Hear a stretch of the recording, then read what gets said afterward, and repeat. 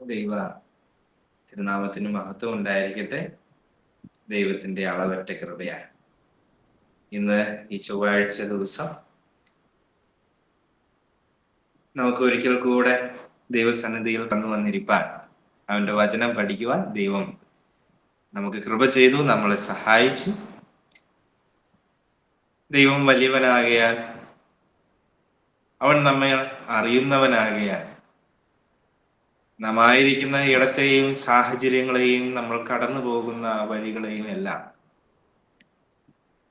ദൈവം നന്നായി അറിയുകയും ദൈവം നമ്മെ ഇത്രത്തോളം കൊണ്ടുവരികയും ചെയ്യും. നാമൊക്കെ നമ്മളുടേതായ യാത്രകളിലാണ്. ദൈവം നമുക്ക് തന്നിട്ടുള്ള ഈ ഒരു ജീവിതം അതൊരു യാത്രയാണ്.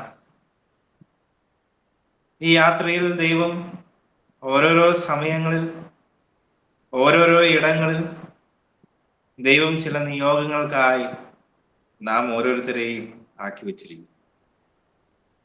വെച്ചിരിക്കുന്ന ഇടങ്ങളിൽ വിശ്വസ്തയോടെ കർത്താവിന് വേണ്ടി അവനെ സ്നേഹിച്ചും മാനിച്ചും നിലകൊള്ളുവാൻ കർത്താവ് നാം ഓരോരുത്തരെയും സഹായിക്കട്ടെ. ഇത്രത്തോളം നമ്മെ നിലനിർത്തിയ ദൈവത്തിന് നമുക്ക് നന്ദി പറയാം. നമുക്ക് പ്രാർത്ഥനയോടെ അവന്റെ സന്നിധിയിലേക്ക് നമുക്ക് കടന്നു ചെല്ലാം. അവന്റെ വചനമാണല്ലോ നമ്മൾ പഠിക്കുന്നത്. ഈ ലോകത്തെ കീഴ്മേൽ മറച്ച ആ പ്രമാണങ്ങൾ, ആ വചനങ്ങൾ, അത് ഏതൊരു മനുഷ്യനെയും മാറ്റുവാൻ ഉതകുന്നതാണ്. അതിനുവേണ്ടി കാതോർക്കുന്ന ഹൃദയങ്ങളെ തേടി ഇന്നും വചനം സഞ്ചരിച്ചു കൊണ്ടിരിക്കും. ആ വചനം കാതോർക്കുവാൻ ഇന്ന് നമുക്ക് ലഭിച്ചതായ ഈ നല്ല സമയത്തിനായി നമുക്ക് ദൈവത്തെ സ്തുതിക്കാം. ഹൃദയപൂർവ്വം നമുക്ക് ദൈവത്തോട് പ്രാർത്ഥിക്കാം. ദൈവമേ, നീ എൻ്റെ ഹൃദയങ്ങളെയും എൻ്റെ മനസ്സുകളെയും ഉണർത്തണമേ എന്ന് നമുക്ക് പ്രാർത്ഥിക്കാം. പ്രാർത്ഥനയോടെ നമുക്ക് ഇന്നത്തെ വചനഭാഗത്തേക്ക് നമുക്ക് കടന്നു വരാം. നമുക്കറിയാവുന്നതുപോലെ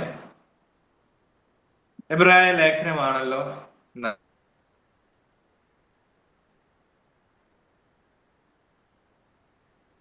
ഇതുവരെയും ചിന്തിച്ചു കൊണ്ടുവന്നത്. എബ്രായ 12 അധ്യായമാണ് നമ്മൾ കഴിഞ്ഞതിന്റെ മുൻപിലെ ആഴ്ച നമ്മൾ ചിന്തിച്ചത്. ഞാൻ അതിന്റെ എന്ന് ഞാൻ വിചാരിക്കുകയാണ്. എബ്രായ ലേഖനം 12 അധ്യായം അതിന്റെ 1 മുതൽ 17 വരെയുള്ള ഭാഗങ്ങൾ നമ്മൾ വിശദമായിട്ട് ചിന്തിച്ചു. എന്നാൽ അതിന്റെ തുടർന്നുള്ള ഭാഗങ്ങൾ നമ്മൾ ഏകദേശം ഒന്ന് ഓടിച്ച് നമ്മൾ പറഞ്ഞു പോവുകയാണ് ചെയ്തത്.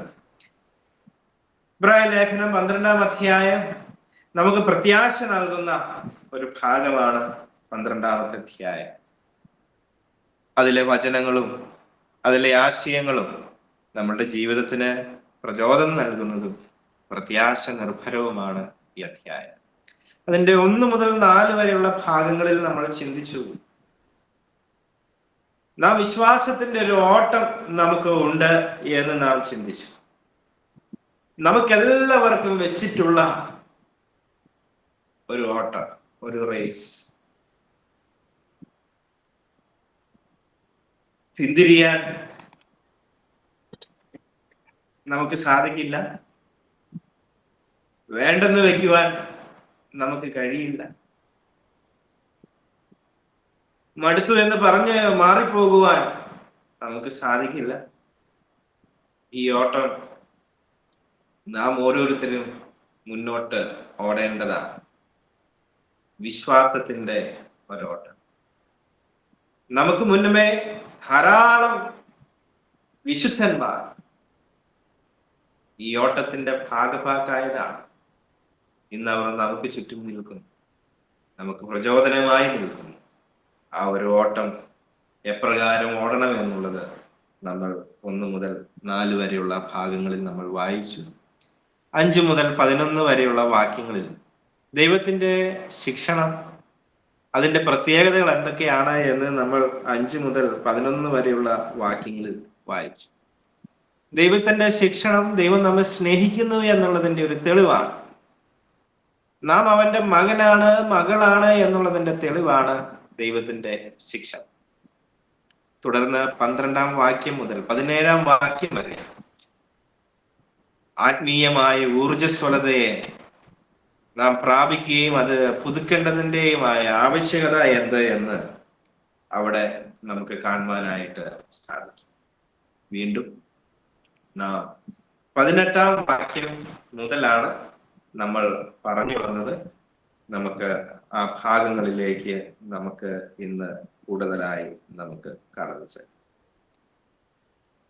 18-ാമത്തെ വാക്യം അവിടെ ഇങ്ങനെ പറയുന്നു: സ്ഥൂലമായതും തീ കത്തുന്നതുമായ പർവ്വതത്തിനും മേഘതമസ്, കൂരിരുട്ട്, കൊടുങ്കാറ്റ്, കാഹളനാദം, വാക്കുകളുടെ ശബ്ദം എന്നിവയ്ക്കും അടുക്കൽ അല്ലല്ലോ നിങ്ങൾ വന്നിരിക്കുന്നു. എന്തിന്റെ അടുക്കൽ അല്ല നാം വന്നിട്ടുള്ളത്? നാം വന്നിട്ടുള്ളത് സ്ഥൂലമായതും തീ കത്തുന്നതുമായ ഒരു പർവ്വതത്തിനും മേഘതമസ്, കൂരിരുട്ട്, കൊടുങ്കാറ്റ്, കാഹളനാദം, വാക്കുകളുടെ ശബ്ദം, അല്ലെ, എല്ലാം ഭയങ്കരമായ കാര്യങ്ങളാണ് അവിടെ എഴുതിയിട്ടുള്ളതെല്ലാം. ഭയങ്കരമായ ചില കാര്യങ്ങളെയാണ് അവിടെ പരാമർശിക്കുന്നത്. ഇങ്ങനെയുള്ള കാര്യങ്ങളുടെ അടുക്കലേക്കല്ല നാം വന്നിട്ടുള്ളത് എന്ന് ലേഖനകർത്താവ് ഇവിടെ പറയുകയാണ്. അതിന്റെ പ്രത്യേകതകൾ അവിടെ തീരുന്നില്ല. അതിന്റെ പ്രത്യേകതകൾ തുടർന്നും പറയുന്നുണ്ട്. 19-ാം വാക്യത്തിലേക്ക് വരുമ്പോൾ ആ ശബ്ദം കേട്ടവർ ഇനി ഒരു വചനവും തങ്ങളോട് പറയരുതേ എന്ന് അപേക്ഷിച്ചു. അത്രത്തോളം കഠിനമുള്ള ഭയാനകമായ ശബ്ദമാണ് പഴയ നിയമകാലത്ത് പിതാക്കന്മാർ ദൈവത്തിന്റെ ശബ്ദത്തിൽ നിന്നും അവർക്ക് വെളിപ്പെട്ട് വന്നിട്ടുള്ളത്. മോശയ്ക്ക് ദൈവം പ്രമാണങ്ങളെ നൽകി. ജനങ്ങൾ ദൈവത്തിന്റെ ശബ്ദം കേട്ട് പരിഭ്രമിച്ചു പോയ സംഭവങ്ങളുണ്ട്. ജനത്തിന് നേരിട്ട് കടന്നു ചെല്ലുവാൻ കഴിയാത്ത അത്ര ഭയാനകമായിരുന്നു ആ സാന്നിധ്യവും ആ വാക്കുകളും വചനങ്ങളും എല്ലാം. 20-ാം വാക്യത്തിലേക്ക് വരുമ്പോൾ ഒരു മൃഗമെങ്കിലും പർവ്വതം തൊട്ടാൽ അതിനെ കല്ലെറിഞ്ഞ് കൊല്ലണം എന്നുള്ള കൽപ്പന അവർക്ക് സഹിച്ചുകൂടാ. ദൈവസാന്നിധ്യം ഇറങ്ങി വരുന്ന ആ ഇടങ്ങൾ, ദൈവസാന്നിധ്യം ഇറങ്ങി വരുന്ന ഇവിടെ പറയുന്നതായ സീനായി പർവ്വതം മനുഷ്യർക്ക് അടുത്തുകൂടാതെ വണ്ണം അതത്രത്തോളം ഭയങ്കരമായിരുന്നു എന്ന് ഈ വാക്യങ്ങളിൽ നിന്നും നമുക്ക് മനസ്സിലാക്കാം. ഒരു മൃഗമെങ്കിലും പർവ്വതം തൊട്ടാൽ അതിനെ കല്ലെറിഞ്ഞ് കൊല്ലണം എന്നുള്ളതായിരുന്നു കൽപ്പന. ഇതൊക്കെ അവർക്ക് സഹിച്ചുകൂടാ. ഞാൻ അത്യന്തം പേടിച്ച് വിറയ്ക്കുന്നു എന്ന് മോശയും പറയത്തക്കവണ്ണം ആ കാഴ്ച ഭയങ്കരമായിരുന്നു. ദൈവത്തിന്റെ പ്രിയദാസനായിരുന്ന മോശ പോലും അതിനെപ്പറ്റി സാക്ഷീകരിച്ചിട്ടുള്ളത് എന്താണ്? ഞാൻ അത്യന്തം പേടിച്ച് വിറയ്ക്കുന്നു എന്ന് മോശ പോലും അതിനെ പറയത്തക്കവണ്ണം ആ കാഴ്ച ഭയങ്കരമായിരുന്നു. തേജോമയമായ ദൈവത്തോട് അടുത്ത് ചെല്ലാൻ കഴിയാത്ത അത്ര രീതിയിൽ ആ ഭയാനകമായിരുന്നു ആ കാഴ്ച. എന്നാൽ അതിൽ നിന്നും ഒരു മാറ്റം, അതിൽ നിന്നും ഒരു വ്യത്യാസം, ഇത്രയും സമയം പറഞ്ഞ ആ സീനായി പർവ്വതത്തിൽ നിന്നും വ്യത്യസ്തമായ മറ്റൊരു പർവ്വതത്തിനോടാണ് ഇന്ന് പുതിയ നിയമ വിശ്വാസികളായ നാം ഓരോരുത്തരും സമീപിച്ചിട്ടുള്ളത്. 22-ാം വാക്യം മുതൽ നമുക്ക് തുടർന്ന് വായിക്കാം. പിന്നെയോ സിയോൻ പർവ്വതത്തിനും ജീവനുള്ള ദൈവത്തിന്റെ നഗരമായ സ്വർഗീയ യെരുശലേമിനും അനേകായിരം ദൂതന്മാരുടെ സർവസംഘത്തിനും സ്വർഗത്തിൽ പേരെഴുതിയിരിക്കുന്ന ആദിജാതന്മാരുടെ സഭയ്ക്കും എല്ലാവരുടെയും ദൈവമായ ന്യായാധിപതിക്കും സിദ്ധന്മാരായ നീതിമാന്മാരുടെ ആത്മാക്കൾക്കും പുതിയ നിയമത്തിന്റെ മധ്യസ്ഥനായ യേശുവിനും ഹാബേലിന്റെ രക്തത്തെക്കാൾ ഗുണകരമായി സംസാരിക്കുന്ന പുണ്യാഹ രക്തത്തിനും അടുക്കൽ അത്രേ നിങ്ങൾ വന്നിരിക്കുന്നു. നാം അടുത്ത് വന്നിരിക്കുന്നത് ഏതിനോടാണ്? സീനായി പർവ്വതത്തോടല്ല. ഇവിടെ പറയുന്നതായ 22-ാം വാക്യം മുതൽ പറയുന്നതായ സിയോൻ പർവ്വതത്തോടാണ് പുതിയ നിയമവിശ്വാസികളായ നാം ഓരോരുത്തരും അടുത്ത് ചെല്ലുന്നത്. നാം അടുത്ത് ചെല്ലുന്നത് പഴയ നിയമ വിശുദ്ധന്മാരെ സമീപിച്ചതുപോലെയുള്ള സിനായ് പർവ്വതത്തോടല്ല നാം സമീപിക്കുന്നത്. നാം സമീപിക്കുന്നത് സിയോൻ പർവ്വതത്തോടാണ് നാം അടുത്ത് ചെല്ലുന്നത്. ഈ സിയോൻ പർവ്വതത്തോട് അടുത്ത് ചെല്ലുക എന്ന് പറയുമ്പോൾ അവിടെ നമുക്കുള്ള കൂട്ടായ്മ, നമ്മളുടെ ഫെലോഷിപ്പ് എന്ന് പറയുന്നത് ആരോടൊക്കെയുമാണ് എന്നുള്ളത് ഇവിടെ വളരെ കൃത്യമായി വാചാലമായി നമ്മളുടെ കൂട്ടായ്മ ആരോടാണ് എന്ന് ഇവിടെ വ്യക്തമായി പറയുന്നു. ഒന്നാമതായി ഇവിടെ പറയുന്നത് നാം അടുത്തിരിക്കുന്നത് സ്വർഗീയ യെരുശലേമിനോടാണ് നാം അടുത്തിരിക്കുന്നത്. ജീവനുള്ള ദൈവത്തിന്റെ നഗരമായ സ്വർഗീയ യെരുശലേം. പഴയ നിയമവിശ്വാസികൾക്ക് സ്വപ്നം കാണാൻ കഴിയാത്തതായ ഒരു സ്വർഗീയമായ യെരുശലേം, അതിനോട് അടുത്ത് ചെല്ലുവാൻ, അതിനെ സമീപിക്കുവാൻ, അതിന് ക്ലോസ് ആയിട്ട് നിൽക്കുവാൻ ദൈവം നമുക്ക് അനുവാദവും അവസരവും തന്നിരിക്കുകയാണ്. ആകയാൽ പ്രിയമുള്ളവരെ, നമുക്ക് ലഭിച്ചതായ ഒരു പുതിയ കൂട്ടായ്മയുണ്ട്. ഈ കൂട്ടായ്മയിൽ ആരൊക്കെ എന്തൊക്കെ ഉണ്ട് എന്ന് ചോദിച്ചാൽ, ഈ കൂട്ടായ്മയുടെ ഭാഗമായി നാം കടന്നു വരുന്നത്, ഒന്ന്, നാം അടുത്തു വരുന്നത് ദൈവത്തിന്റെ ജീവനുള്ള ദൈവത്തിന്റെ നഗരമായ സ്വർഗീയ യെരുശലേമിനോടാണ് നാം അടുത്ത് വരുന്നത്. പിന്നെ അവിടെ പറയുന്ന രണ്ടാമത്തെ കാര്യം എന്നുള്ളത്, അനേകായിരം ദൂതന്മാരുടെ സർവസംഘത്തിനും. എന്തിനോടാണ് നമുക്ക് കൂട്ടായ്മ? നമുക്ക് കൂട്ടായ്മയുള്ളത് അനേകായിരം ദൂതന്മാരുടെ സർവസംഘത്തിനും. ഇതൊരു ചെറിയതല്ല, ചെറിയൊരു കൂട്ടായ്മയല്ല ഇത്. നാം വിശ്വാസത്താൽ കടന്നു വരുന്നത് ദൂതന്മാരോടൊപ്പം അവരുടെ സർവസംഘത്തിനോടുമാണ് നാം അടുത്തു വരുന്നത്. ഒന്ന്, നാം സ്വർഗീയ യെരുശലേമിനോട് അടുക്കുന്നു.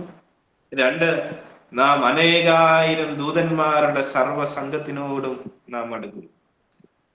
മൂന്നാമതായി അവിടെ പറയുന്നത്, സ്വർഗത്തിൽ പേരെഴുതിയിരിക്കുന്ന ആദിജാതന്മാരുടെ സഭയ്ക്കും.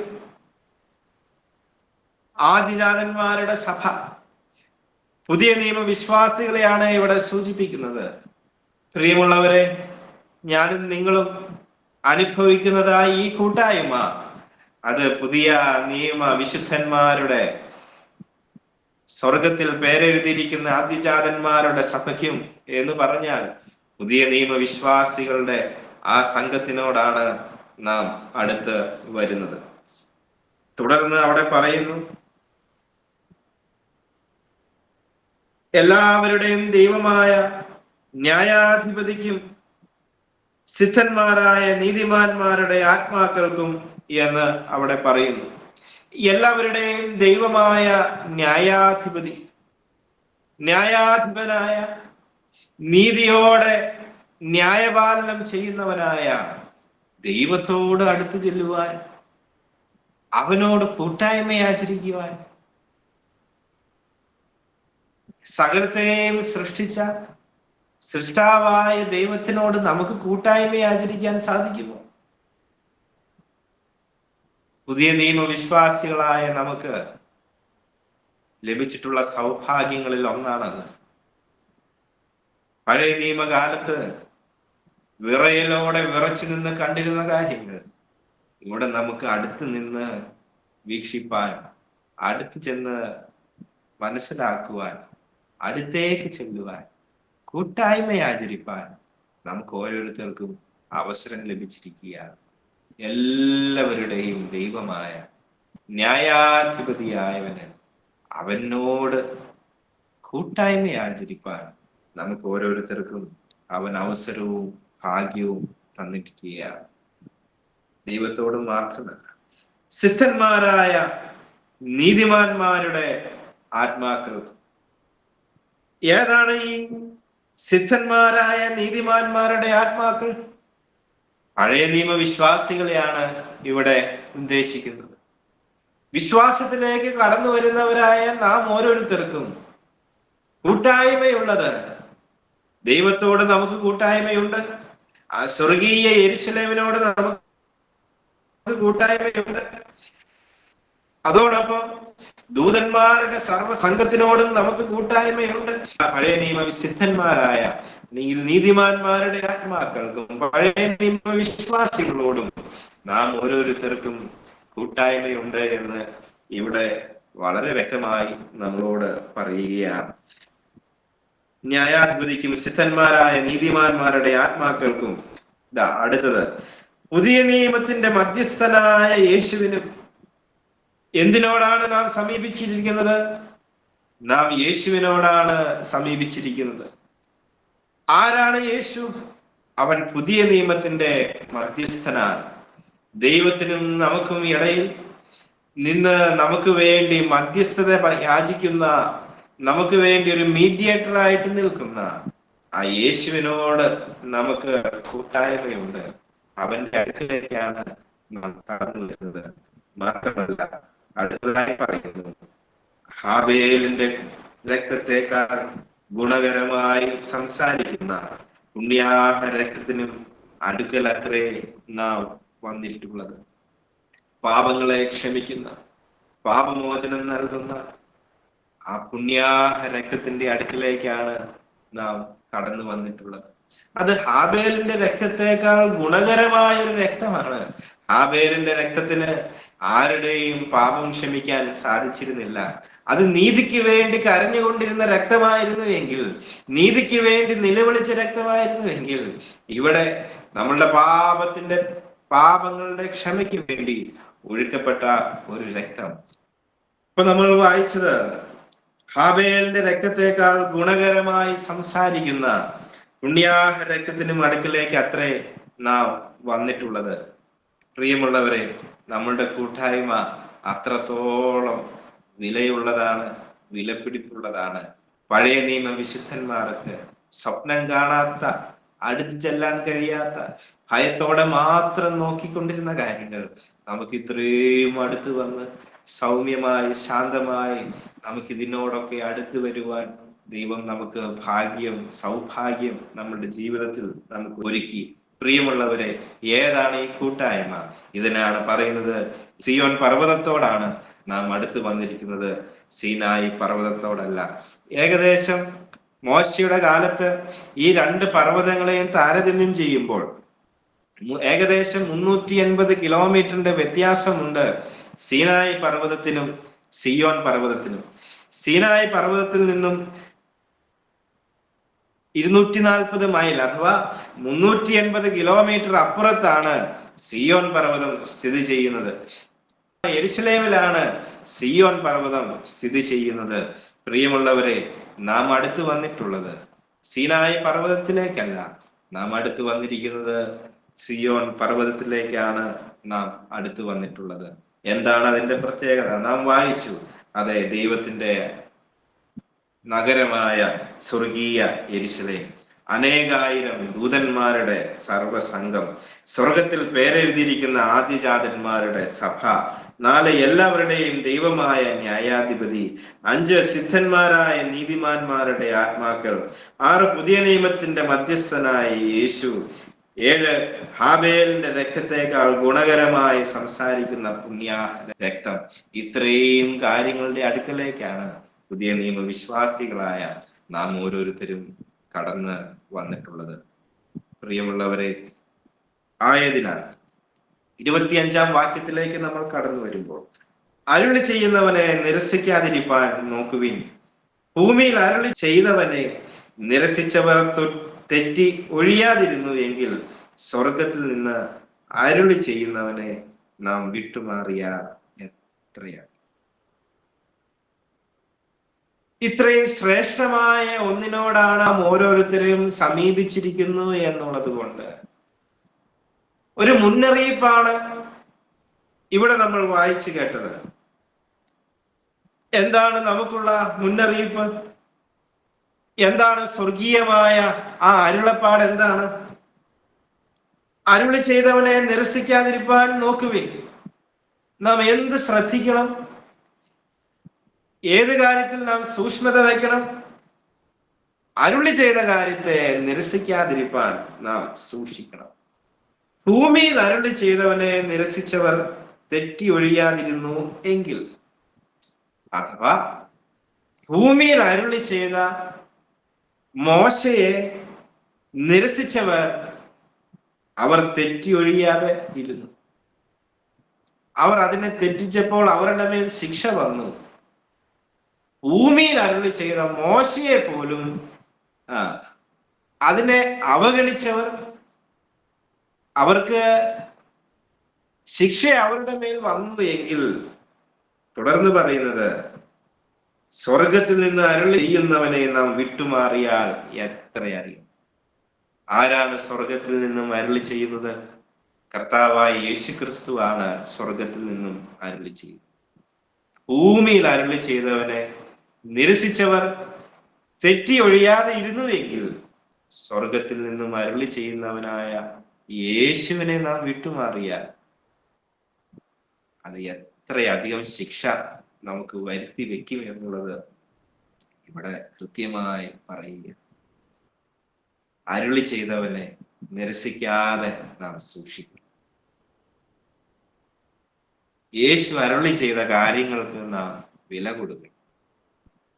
അതിനെ നാം അനുസരിക്കാൻ തയ്യാറാകണം. അതിനെ അവഗണിക്കരുത്. വചനം നൽകുന്ന മുന്നറിയിപ്പുകളെ നാം അവഗണിക്കാതിരിക്കുക. ദൈവത്തിന്റെ ശബ്ദം സീനായി പർവ്വതത്തെ കുലുക്കിയതുപോലെ ഈ ആകാശത്തെയും ഭൂമിയെയും ഇളക്കി മറിക്കാൻ കഴിവുള്ള കർത്താവിന്റെ ശബ്ദത്തെ നാം എത്രയധികം സൂക്ഷിക്കും, എത്രയധികം നാം അതിന് ചെവി കൊടുക്കണം. സ്വർഗത്തിൽ നിന്നും അരുളി ചെയ്യുന്നവനെ വിട്ടുമാറാതിരിക്കാൻ നാം ശ്രദ്ധിക്കുകയും സൂക്ഷിക്കുകയും ചെയ്യും. തുടർന്ന് നാം വായിക്കുന്നു, അവന്റെ ശബ്ദം അന്ന് ഭൂമിയെ ഇളക്കി. ഇപ്പോഴോ ഞാൻ ഇനി ഒരിക്കൽ ഭൂമിയെ മാത്രമല്ല ആകാശത്തെയും ഇളക്കും എന്ന് അവൻ വാഗ്ദത്തം ചെയ്തു. പ്രിയമുള്ളവരെ, ഭൂമിയെയും ആകാശത്തെയും എല്ലാം ഇളക്കുവാൻ മതിയായവനായ, അതിന് കഴിവുള്ളവനായ ആ ദൈവത്തെ, യേശുവിനെ നാം ശ്രദ്ധിക്കണം. ഇനി ഒരിക്കൽ എന്നുള്ളത് ഇളക്കമില്ലാത്ത നിലനിൽക്കേണ്ടതിന് നിർമ്മിതമായ ഇളക്കമുള്ളതിന് മാറ്റം വരും എന്ന് സൂചിപ്പിക്കുന്നു. പ്രിയമുള്ളവരെ, അവൻ ഭയങ്കരനാണ്. ഇന്ന് നാം ജീവിക്കുന്ന ഈ ഭൂമി അത് ഇളക്കമുള്ളതാണ്. എന്നാൽ ഇളക്കമില്ലാത്ത ഒന്ന് അവൻ സ്ഥാപിപ്പാൻ പോകുന്നു എന്ന് അവൻ നമ്മോട് വാഗ്ദത്തം ചെയ്തിട്ടുള്ളതാണ്. ആകയാൽ 28-ാമത്തെ വാക്യം, ഇളകാത്ത രാജ്യം പ്രാപിക്കുന്നത് കൊണ്ട് നാം നന്ദിയുള്ളവരായി ദൈവത്തിന് പ്രസാദം വരുമാറ് ഭക്തിയോടും ഭയത്തോടും കൂടെ സേവ ചെയ്യുക. പ്രിയമുള്ളവരെ, നാം എന്ത് ചെയ്യണം? ഇതെല്ലാം ഒരു ഭാഗത്ത് ഇങ്ങനെ കിടക്കുന്നു എന്നുള്ളത് കൊണ്ട് നാം എന്താണ് ചെയ്യേണ്ടത്? എന്തായിരിക്കണം നമ്മളുടെ പ്രതികരണം? നാം അടുത്ത് ചെല്ലുന്ന ഈ സിയോൻ പർവ്വതത്തോട് നാം അടുത്ത് ചെല്ലുമ്പോൾ, ഇത്രയും ശ്രേഷ്ഠമായ കാര്യങ്ങളോട് നാം സമീപിക്കുമ്പോൾ, അതിനോടൊക്കെ കൂട്ടായ്മ നമുക്ക് ലഭിക്കുമ്പോൾ, പ്രിയമുള്ളവരെ, ഭയങ്കരമായ ഒരു ശബ്ദം നമുക്ക് മുന്നിൽ ഉള്ളപ്പോൾ ആകാശത്തെയും ഭൂമിയെയും ഇളക്കാൻ അവന് ശക്തിയുള്ളവനാകൊണ്ടും അത് ഒരിക്കൽ നടക്കുമെന്നുള്ളത് കൊണ്ടും ഇത്രയും എല്ലാം ശ്രേഷ്ഠമായതും മുന്നറിയിപ്പുകളും എല്ലാം നമ്മളുടെ മുമ്പിൽ കിടക്കുന്നതുകൊണ്ട് നമ്മളുടെ പ്രതികരണം എങ്ങനെയായിരിക്കണം? ഇളകാത്ത രാജ്യം പ്രാപിക്കുന്നത് കൊണ്ട് ഒന്ന്, നാം നന്ദിയുള്ളവരായി ദൈവത്തിന് പ്രസാദം വരുമാറ് ഭക്തിയോടും ഭയത്തോടും കൂടെ സേവ ചെയ്യും. നാം എന്ത് ചെയ്യണം? സേവ ചെയ്യും. ദൈവത്തെ നാം സേവിക്കും, അവനെ നാം സേവിക്കും. എന്തായിരിക്കണം നമ്മളുടെ മനോഭാവം? നന്ദിയുള്ളവരായി ഇത്രയും വലിയ കാര്യങ്ങൾ നമുക്ക് ഓരോരുത്തർക്കും വേണ്ടി ഒരുക്കി വെച്ച് അതിലേക്ക് നമ്മെ ക്ഷണിച്ചാൽ, അവന്റെ മക്കളാക്കി നമ്മളെ തീർത്ത, പ്രിയമുള്ളവരെ, സ്വർഗത്തിന് അവകാശികളാക്കി നമ്മെ തീർത്ത ആ ദൈവത്തോട്, ആ യേശുവിനോട് നന്ദിയുള്ളവരായി നാം ഭയത്തോടെ ഭക്തിയോടെ അവന്റെ സേവ ചെയ്യുക എന്നുള്ളതാണ് നമുക്ക് ഓരോരുത്തർക്കുമുള്ള ആഹ്വാനം. ഒരു സ്ഥലത്ത് ഒരു ഭാഗത്ത് നിന്ന് നമുക്ക് നല്ല നല്ല കാര്യങ്ങൾ ലഭിക്കുമ്പോൾ, നല്ല നല്ല വാഗ്ദത്തങ്ങൾ നമുക്ക് കിട്ടുമ്പോൾ, അത് വലിയ കാര്യങ്ങളിലേക്ക് അവൻ നമ്മെ ക്ഷണിക്കുമ്പോൾ, ഇപ്പുറത്തെ ഭാഗത്ത് നിന്ന് നാം നോക്കുമ്പോൾ നന്ദി നമുക്ക് വേണം, ഭയഭക്തി നമുക്ക് വേണം. ഭയഭക്തിയോടെ നന്ദിയുള്ളവരായി അവനെ സേവിപ്പാൻ നമുക്ക് ആഹ്വാനം തരികയാണ്. നമ്മളുടെ ദൈവം ദഹിപ്പിക്കുന്ന അഗ്നിയല്ലോ. പ്രിയമുള്ളവരെ, അവൻ ഒരേ സമയത്ത് അവൻ നീതിമാനാണ്, അവൻ സ്നേഹവാനാണ്. ഒരേ സമയത്ത് അവൻ നീതിയും ന്യായവും നടത്തുന്നവനാണ്, അതോടൊപ്പം അവൻ സ്നേഹത്തോടെ ക്ഷമയോടെ നമ്മെ ചേർത്ത് നിർത്തുന്നവനാണ്. ഒരു ഭാഗത്ത് നിന്ന് അവൻ ഇതെല്ലാം തരുമ്പോൾ നന്ദിയുള്ളവരായി അവന്റെ സേവ ചെയ്യുവാൻ നമുക്ക് ഓരോരുത്തർക്കും ദൈവം അവസരവും കൃപയും തരട്ടെ. എബ്രായ ലേഖനം 12-ാം അധ്യായത്തിന്റെ 22 മുതൽ 25 വരെയുള്ള വാക്യങ്ങളിലാണ് നമുക്ക് അവിടെ വായിക്കുമ്പോൾ അത് നമുക്ക് വ്യക്തമാകും. അവിടെ ഒന്നാമത്തെ കാര്യം പറഞ്ഞിട്ടുള്ളത്, നമുക്ക് കൂട്ടായ്മയുള്ളത് എന്തിനോടാണോ? ഒന്ന്, സിയോൻ പർവ്വതത്തിനും. അത് ഉൾപ്പെടെ നമുക്ക് 8 കാര്യങ്ങളായിട്ട് നമുക്ക് അതിനെ പറയാം. ഒന്ന്, സിയോൻ പർവ്വതം. 2, ജീവനുള്ള ദൈവത്തിന്റെ നഗരമായ സ്വർഗീയ യെരൂശലേം. 3, അനേകായിരം ദൂതന്മാരുടെ സർവസംഘം.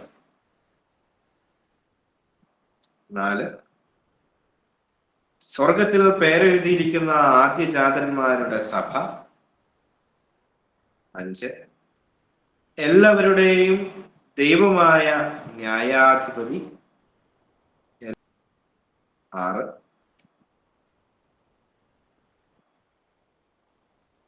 സിദ്ധന്മാരായ നീതിമാന്മാരുടെ ആത്മാക്കൾ. 7, പുതിയ നിയമത്തിന്റെ മധ്യസ്ഥനായ യേശു. 8, ഹാബേലിന്റെ രക്തത്തെക്കാൾ ഗുണകരമായി സംസാരിക്കുന്ന പുണ്യാഹ രക്തം. അപ്പോൾ അങ്ങനെ സിയോൻ പർവ്വതം ഉൾപ്പെടെ ആകെ മൊത്തം 8 കൂട്ടം കാര്യങ്ങളോടുള്ള ഒരു കൂട്ടായ്മയാണ് പുതിയ നിയമ വിശ്വാസികളായ നമുക്ക് ഓരോരുത്തർക്കും. നമുക്ക് 13-ാം അധ്യായത്തിലേക്ക് കടന്നു വരാം. 13-ാം അധ്യായത്തിലേക്ക് കടന്നു വരുമ്പോ സ്നേഹത്തിന്റെ ആ ശക്തി എത്രത്തോളം ഉണ്ട് എന്നുള്ളതും, ആ സ്നേഹം മൂലം നമ്മളിലേക്ക് കടന്നു വരുന്നതായ കടമകൾ എന്തൊക്കെയാണ് എന്നുള്ളതുമാണ് 13-ാം അധ്യായത്തിൽ പറയുന്നത്. 13-ാം അധ്യായത്തിന്റെ 1 മുതൽ 6 വരെയുള്ള വാക്യങ്ങൾ പറയുമ്പോൾ അവിടെ ഇങ്ങനെയാണ് പറയുന്നത്. 1, സഹോദര പ്രീതി നിലനിൽക്കട്ടെ. 2, അതിഥി സൽക്കാരം മറക്കരുത്. അതിനാൽ ചിലർ അറിയാതെ ദൈവദൂതന്മാരെ സൽക്കരിച്ചിട്ടുണ്ടല്ലോ. നിങ്ങളും തടവുകാർ എന്ന പോലെ തടവുകാരെയും നിങ്ങളും ശരീരത്തിലിരിക്കുന്നവരാകിയാൽ കഷ്ടമനുഭവിക്കുന്നവരെയും ഓർത്തുകൊള്ളുക. 3 വിഷയങ്ങളാണ് അവിടെ പറയുന്നത്. 1, സഹോദരങ്ങളെ സ്നേഹിക്കുക. പുതിയ നിയമ വിശ്വാസികളായ നമുക്കുള്ള കടമകളാണ് ഇത്. സമൂഹവുമായിട്ടുള്ള ബന്ധത്തിൽ നാം പാലിക്കേണ്ടതായ ചില കടമകൾ. 1, സഹോദര പ്രീതി, സഹോദരങ്ങളെ സ്നേഹിക്കുക. 2, അതിഥി സൽക്കാരം, അതിഥികളെ സൽക്കരിക്കുന്നു. 3, കഷ്ടമനുഭവിക്കുന്നവരെ ഓർക്കുക.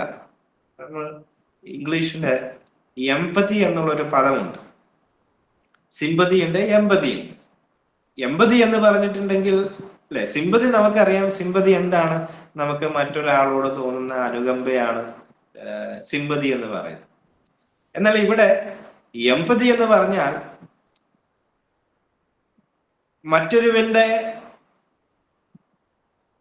സ്ഥാനത്ത് നമ്മൾ തന്നെ നിന്ന് ആ സാഹചര്യത്തെ മനസ്സിലാക്കി അതിനോട് അനുരൂപപ്പെടുന്നത് തന്നെയാണ് എമ്പതി എന്ന് പറയുന്നത്. അപ്പോൾ ഇവിടെ അനുകമ്പയല്ല, നമ്മൾ അനുരൂപപ്പെടുകയാണ്. തടവുകാർ എന്ന പോലെ തടവുകാരെയും, നിങ്ങളും ശരീരത്തിൽ ഇരിക്കുന്നവരാകിയാൽ കഷ്ടം അനുഭവിക്കുന്നവരെയും ഓർത്തുകൊള്ളും. നമ്മൾ ഓർക്കണം, തടവുകാരെങ്ങനെയായിരിക്കുന്നുവോ തടവുകാരെന്ന പോലെ തടവുകാരെ. ശരീരത്തിൽ നമുക്കൊക്കെ കഷ്ടം അനുഭവിക്കുന്നവരാ. ശരീരത്തിൽ ഇരിക്കുന്നവരാകിയാൽ കഷ്ടം അനുഭവിക്കുന്നവരെയും നാം ഓർത്തുകൊള്ളും. 4-ാം വാക്യം, വിവാഹം എല്ലാവർക്കും മാന്യവും കിടക്ക നിർമ്മലവുമായിരിക്കട്ടെ, എന്നാൽ ദുർനടപ്പുകാരെയും വ്യഭിചാരികളെയും ദൈവം വിധിക്കും. വിവാഹത്തെ നാം മാനിക്കണം. അത് മാന്യമാണ്, അതിനെ മാനിക്കണം. കിടക്ക നിർമ്മലമായിരിക്കും. 5-ാമത്തെ വാക്യം, നിങ്ങളുടെ നടപ്പ് ദ്രവ്യാഗ്രഹമില്ലാത്തതായിരിക്കട്ടെ. പണത്തോടുള്ള നമ്മളുടെ സമീപനം, നിങ്ങളുടെ നടപ്പ് ദ്രവ്യാഗ്രഹമില്ലാത്തതായിരിക്കും. ഉള്ളത് കൊണ്ട് തൃപ്തിപ്പെടുവീൻ. ഞാൻ നിന്നെ ഒരു നാളും കൈവിടുകയില്ല, ഉപേക്ഷിക്കുകയുമില്ല എന്ന് അവൻ തന്നെ അരുളി ചെയ്തിരിക്കുന്നു. സംതൃപ്തി, തൃപ്തിയുള്ള മനസ്സ്, ദ്രവ്യാഗ്രഹത്തിന് പകരം ഉള്ളത് കൊണ്ട് തൃപ്തിപ്പെടുന്ന മനോഭാവം. 6-ാമത്തെ കാര്യം, ആകയാൽ കർത്താവ് എനിക്ക് തുണ, ഞാൻ പേടിക്കുകയില്ല, മനുഷ്യൻ എന്നോട് എന്ത് ചെയ്യുമെന്ന് നമുക്ക് ധൈര്യത്തോടെ പറയാം. വിശ്വസിക്കുക, കർത്താവ് എനിക്ക് തുണയാണ് എന്ന് വിശ്വാസത്തോടെ ധൈര്യത്തോടെ പറയുക. പ്രിയമുള്ളവരെ, നമ്മുടെ ജീവിതത്തിൽ ദൈവസ്നേഹം നമ്മിലോ ഉണ്ട് എന്നുള്ളത് കൊണ്ട് നാം പാലിക്കേണ്ടതായ ചില പോളിസികളാണ്, നമ്മുടെ ജീവിതവുമായിട്ടുള്ള ബന്ധത്തിലുള്ള ചില കാര്യങ്ങളാണ് ഇവിടെ പറഞ്ഞത്. നമ്മൾ 7 മുതൽ 19 വരെയുള്ള വാക്യങ്ങളിലേക്ക് വരുമ്പോൾ അവിടെ ചില ആത്മീയ കടമകളെ പറ്റിയിട്ടാണ് അവിടെ പറയുന്നത്. 7 മുതൽ 19 വരെയുള്ള വാക്യങ്ങൾ നമുക്കൊന്ന് വായിക്കാം. നിങ്ങളോട് വചനം പ്രസംഗിച്ച് നിങ്ങളെ നടത്തിയവരെ ഓർത്തുകൊള്ളുക, അവരുടെ ജീവാവസാനം ഓർത്ത് അവരുടെ വിശ്വാസം അനുകരിക്കും. നമ്മുടെ ആത്മീയ നേതൃത്വത്തെ അവരെ ബഹുമാനിക്കേണ്ടതിൻ്റെയും അവരനുകരിക്കേണ്ടതിൻ്റെയും അവരുടെ വിശ്വാസത്തെ അനുകരിക്കേണ്ടതിൻ്റെയും ആ ഒരു പ്രാധാന്യം ഇവിടെ നമ്മളോട് പറയുകയാണ്. കടമയാണ്. നമ്മൾ ദൈവവചനം പ്രസംഗിച്ച് നമ്മെ നടത്തിയവരെ ഓർത്തുകൊള്ളും, അതൊരു കടമയാണ്. അവരുടെ ജീവാവസാനം ഓർത്ത് അവരുടെ വിശ്വാസം അനുകരിക്കും. എല്ലാ കാര്യങ്ങളും അനുകരിക്കണമെന്നല്ല, അവരുടെ വിശ്വാസത്തെ അനുകരിക്കും. ദൈവവചനം പ്രസംഗിച്ച് ദൈവവചനത്തിൽ നമ്മെ നടത്തിയവരെ അവരെ ഓർക്കുക. 2-ാമത്തെ കാര്യം, യേശു ക്രിസ്തു ഇന്നലെയും ഇന്നും എന്നേക്കും അനന്യൻ തന്നെ. വിവിധവും അന്യവുമായ ഉപദേശങ്ങളാൽ ആരും നിങ്ങളെ വലച്ചു കൊണ്ടുപോകരുത്. ആചരിച്ചു പോന്നവർക്ക് പ്രയോജനമില്ലാത്ത ഭോജന നിയമങ്ങളല്ല, കൃപയാൽ തന്നെ ഹൃദയം ഉറപ്പിക്കുന്നത് നല്ലത്. കൃപയിൽ ഉറക്കുക. ഭോജന നിയമങ്ങളും പ്രയോജനമില്ലാത്ത ആചാരങ്ങൾക്കും പിന്നാലെ പോകാതെ കൃപയാൽ ലഭിച്ചിട്ടുള്ളതിൽ നാം ഉറക്കുക, അതിൽ ഹൃദയത്തെ ഉറപ്പിക്കുക. യേശു മാറാത്തവനാണ്. അവൻ ഇന്നലെയും ഇന്നും എന്നേക്കും അനന്യനാണ്. ആ ഇളകാത്ത പാറയിൽ നാം ഉറച്ചു നിൽക്കുക. ആചരിച്ചു പോന്നവർക്ക് പ്രയോജനമില്ലാത്ത ഭോജന നിയമങ്ങളല്ല, കൃപയാൽ തന്നെ ഹൃദയം ഉറപ്പിക്കുന്നത് നല്ലത്. യേശുവിലാണോ നമ്മളുടെ ആ ഒരു ഹൃദയം? അവനിൽ ഉറച്ചു നിൽക്കാൻ നമ്മോട് പറയുകയാണ്. 2-ാമത്തെ കാര്യം, യേശു നമുക്കൊരു ഉദാഹരണമാണ്. അവൻ ചെയ്ത ആ ശുശ്രൂഷ, അവൻ നിർവഹിച്ച ആ യാഗം, അത് നമുക്ക് എല്ലാവർക്കും ഒരു മാതൃകയാണ്. 10-ാമത്തെ വാക്യം, കൂടാരത്തിൽ ശുശ്രൂഷിക്കുന്നവർക്ക് അഹോവൃത്തി കഴിപ്പാൻ അവകാശമില്ലാത്ത ഒരു യാഗപീഠം നമുക്കുണ്ട്. പഴയ നിയമകാലത്ത് പഴയ ഉടമ്പടി പ്രകാരം സമാഗമന കൂടാരത്തിൽ സേവിച്ചിരുന്ന പുരോഹിതന്മാർ അവർ യാഗപീഠത്തിൽ അർപ്പിക്കപ്പെട്ട മൃഗബലികളുടെ ചില ഭാഗങ്ങൾ അവർ ഭക്ഷിച്ചിരുന്നു. പഴയ നിയമകാലത്ത് പുരോഹിതന്മാർ അവർ യാഗപീഠത്തിൽ അർപ്പിക്കപ്പെട്ടതായ മൃഗബലികളുടെ ചില ഭാഗങ്ങൾ അവർ ഭക്ഷിച്ചിരുന്നു. എന്നാൽ പുതിയ ഉടമ്പടി പ്രകാരം നമുക്ക് ഓരോരുത്തർക്കും, വിശ്വാസികളായ നമുക്ക് വ്യത്യസ്തമായ ഒരു യാഗപീഠം ഉണ്ട്. ഇത് യേശുവിന്റെ യാഗത്തെ പ്രതീകപ്പെടുത്തും. കൂടാരങ്ങളിൽ ശുശ്രൂഷിക്കുന്നവർക്ക്, പഴയ നിയമ പുരോഹിതന്മാർക്ക് അഹോവൃത്തി കഴിപ്പാൻ അവകാശമില്ലാത്തൊരു യാഗപീഠം. യാഗപീഠം ക്രിസ്തുവിന്റെ യാഗപീഠമാണ്. പഴയ നിയമ പുരോഹിതന്മാർക്ക് അവകാശമില്ലാത്തൊരു യാഗപീഠം കർത്താവായ യേശു ക്രിസ്തുവിന്റെ ആ യാഗം. പ്രിയമുള്ളവരെ, യേശുവിന്റെ മരണം അത് പഴയ നിയമ വ്യവസ്ഥയൊക്കെ പൂർത്തീകരിക്കുകയും ദൈവത്തെ സമീപിക്കാൻ ഒരു പുതിയ മാർഗം നമുക്ക് നൽകുകയും ചെയ്തു. 11-ാം വാക്യത്തിലേക്ക് വരുമ്പോൾ, മഹാപുരോഹിതൻ പാപപരിഹാരമായ രക്തം വിശുദ്ധ മന്ദിരത്തിലേക്ക് കൊണ്ടുപോകുന്ന മൃഗങ്ങളുടെ ഉടൽ പാളയത്തിന് പുറത്ത് വെച്ച് ചുട്ടുകളയുന്നു. അങ്ങനെ യേശുവും സ്വന്തം രക്തത്താൽ ജനത്തെ വിശുദ്ധീകരിക്കേണ്ടതിന് നഗരവാതിലിന് പുറത്ത് വെച്ച് കഷ്ടമനുഭവിച്ചു.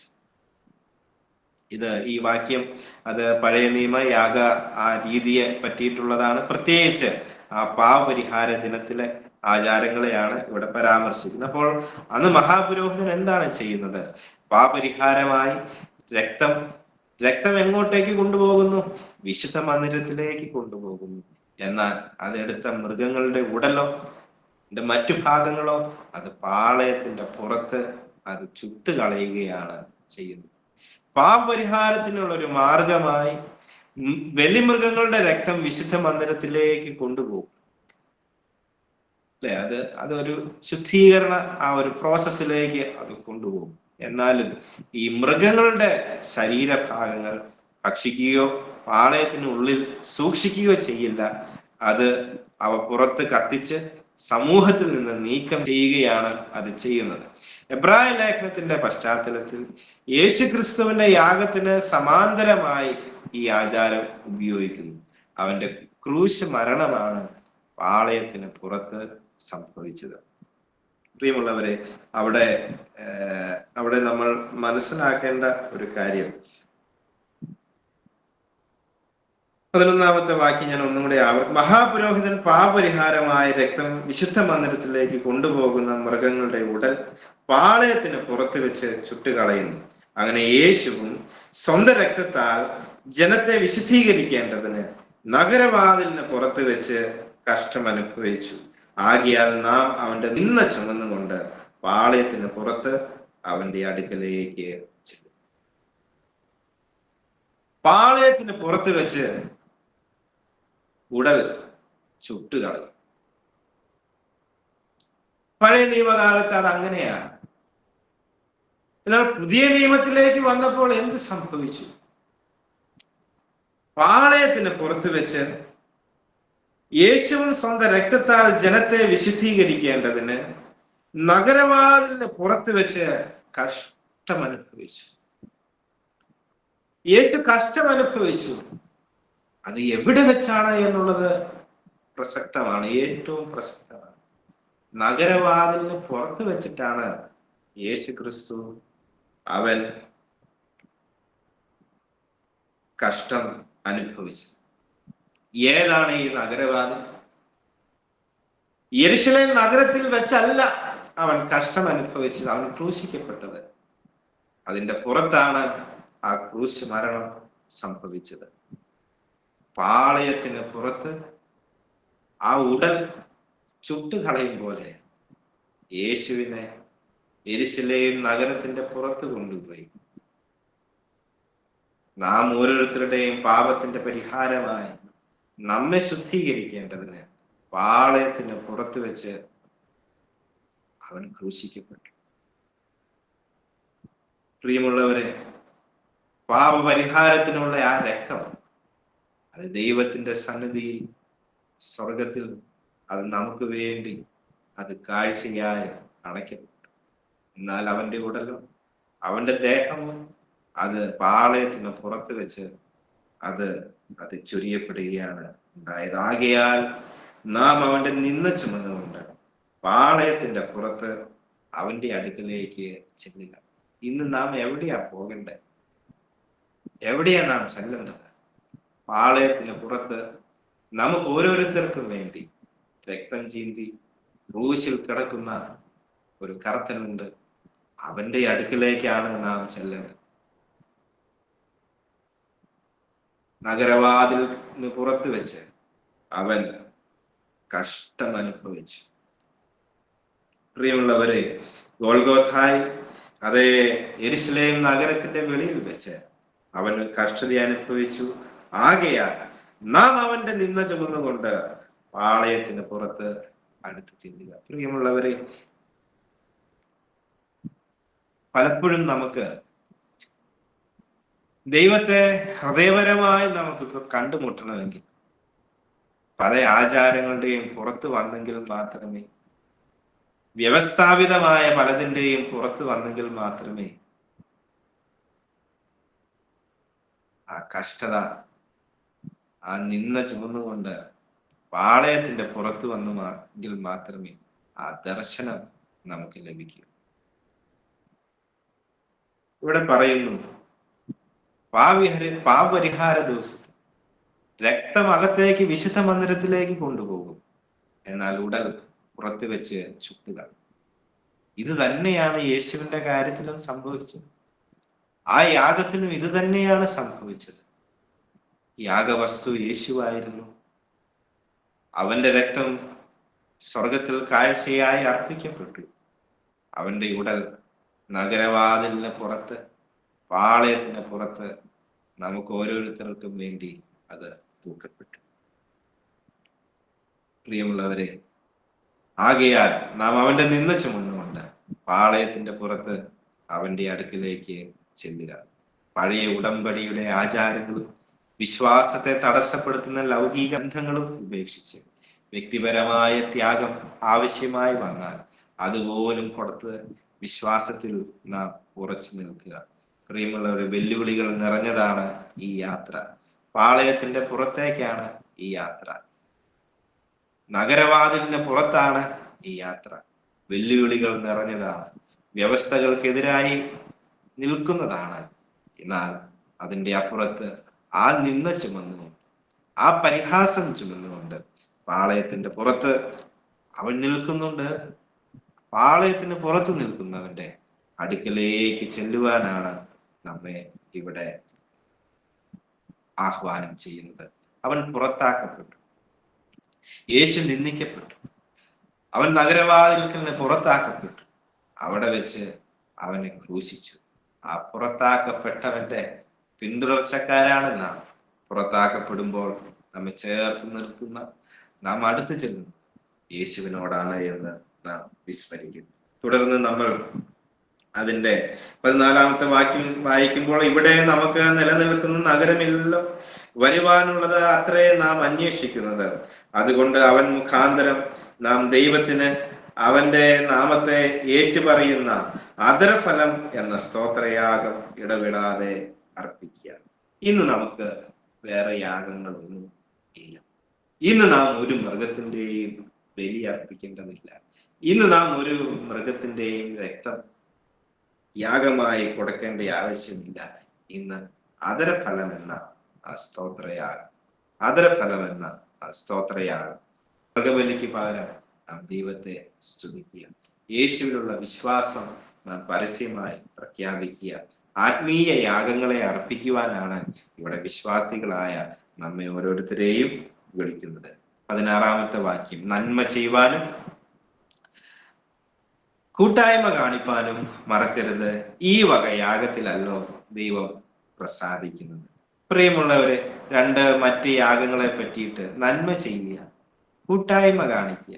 നന്മ ചെയ്യുന്നതും മറ്റുള്ളവരുമായിട്ട് പങ്കുവയ്ക്കുന്നതും ദൈവത്തെ ബഹുമാനിക്കുന്നതും അവന് സന്തോഷവും നൽകുന്ന യാഗങ്ങളായി ഇവിടെ കണക്കാക്കപ്പെടുകയാണ്. ദൈവം പ്രസാദിക്കുന്നത് ഏത് തരത്തിലുള്ള യാഗങ്ങളെയാണ്? നന്മ ചെയ്യുവാനും കൂട്ടായ്മ ആചരിക്കാനുമുള്ള ദൈവത്തിന് സന്തോഷം പകരുന്ന യാഗങ്ങളായി കണക്കാക്കപ്പെടും.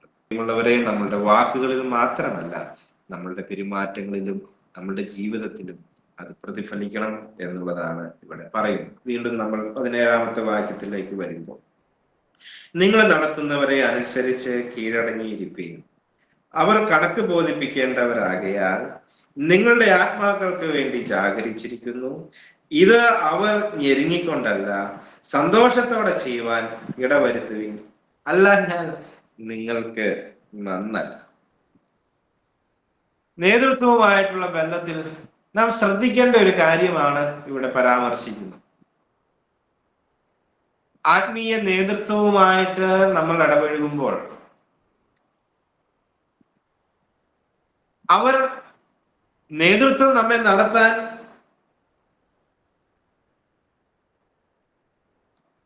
കടമയുള്ളവരാണ്. അവർ ദൈവസന്നിധിയിൽ ആ കണക്ക് ബോധിപ്പിക്കേണ്ടവരുമാണ്. അവർ നമുക്ക് വേണ്ടി ജാഗരിക്കുന്നവരാണ്.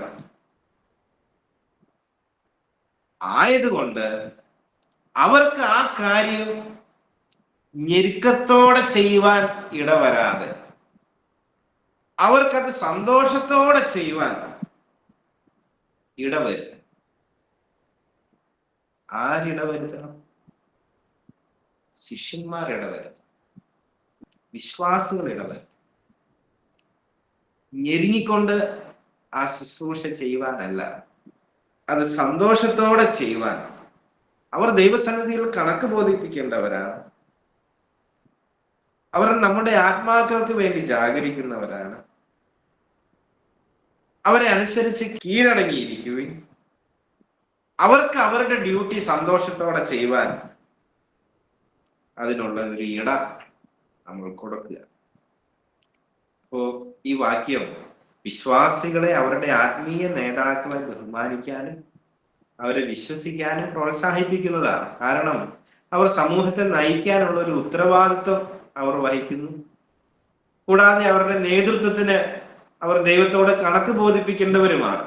അപ്പോൾ പരസ്പര സഹകരണത്തിന് ഊന്നൽ നൽകി നേതാക്കളുടെ ജോലി ഒരു ഭാരമല്ല, മറിച്ച് അത് സന്തോഷകരമാക്കാൻ വിശ്വാസികൾ എല്ലാവരും പരസ്പരം സഹകരിക്കണം എന്നുള്ളതാണ് ഇവിടെ പറയുന്നത്. ഇത് ആത്യന്തികമായി മുഴുവൻ സഭയ്ക്കും അത് പ്രയോജനമുള്ളതായിട്ട് അല്ല, ഞാൻ നിങ്ങൾക്ക് നന്നായി. 18-ാമത്തെ വാക്യം, ഞങ്ങൾക്ക് വേണ്ടി പ്രാർത്ഥിപ്പിൻ. സകലത്തിലും നല്ലവരായി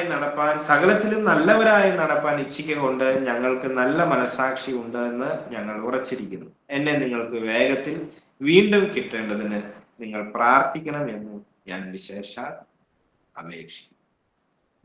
നേതൃത്വത്തിന് വേണ്ടി പ്രാർത്ഥിക്കുക, സമൂഹത്തിന് വേണ്ടിയിട്ട് പ്രാർത്ഥിക്കുക, സഹോദരങ്ങൾക്ക് വേണ്ടിയിട്ട് പ്രാർത്ഥിക്കുക.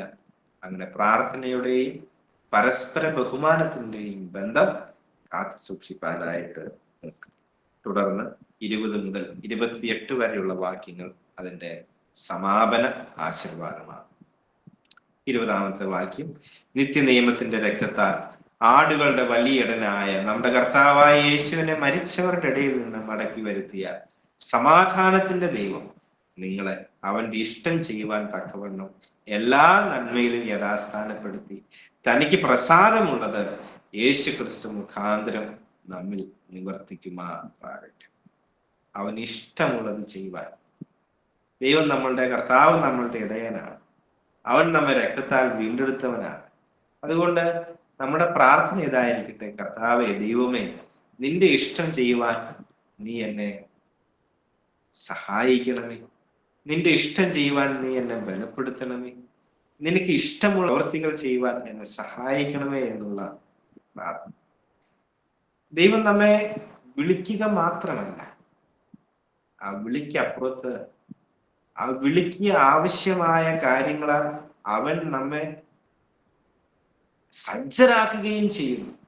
ഒരു യുദ്ധം ചെയ്യുവാനായിട്ട് ഒരു പടയാളി പുറപ്പെടുമ്പോൾ അതിനുള്ള സജ്ജീകരണങ്ങളോടുകൂടെ, തയ്യാറെടുപ്പുകളോട് കൂടെയാണ്, വിഭവശേഷികളോട് കൂടെയാണ് യുദ്ധത്തിന് വേണ്ടിയിട്ടാണ്.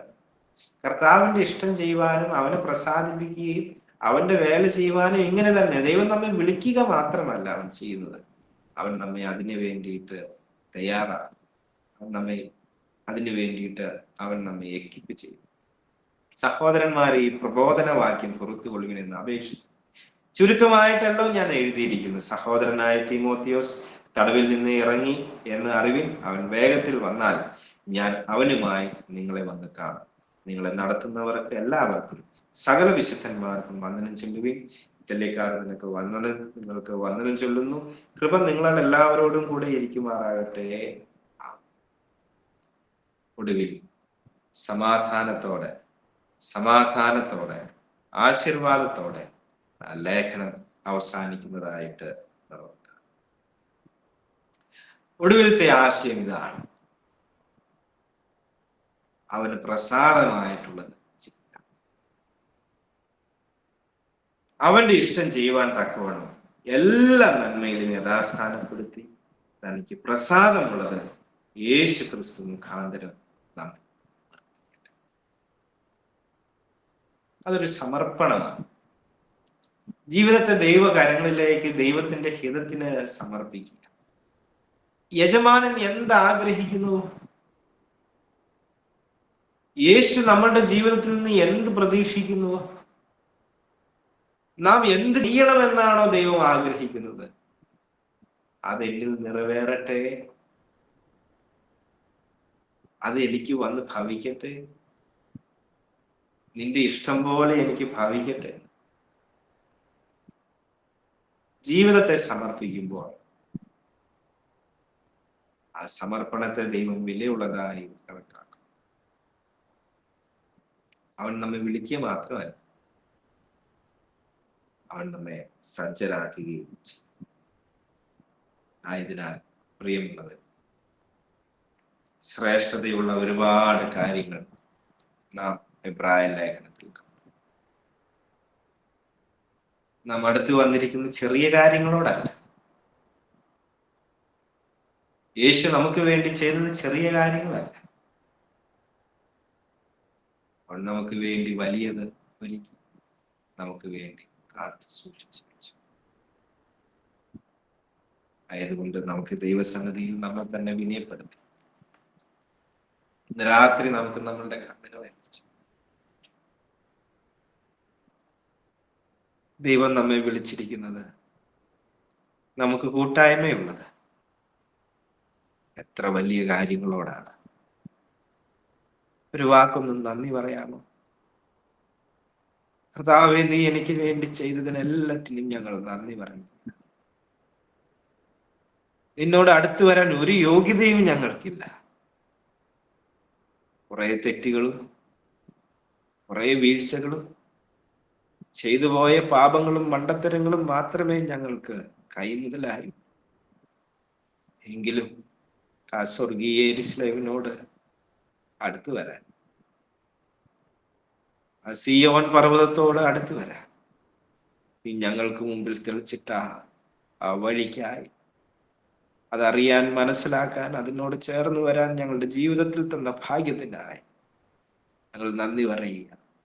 ഈ വിശ്വാസം എത്ര വലുതാ, ഈ പ്രത്യാശ എത്ര വലുതാ.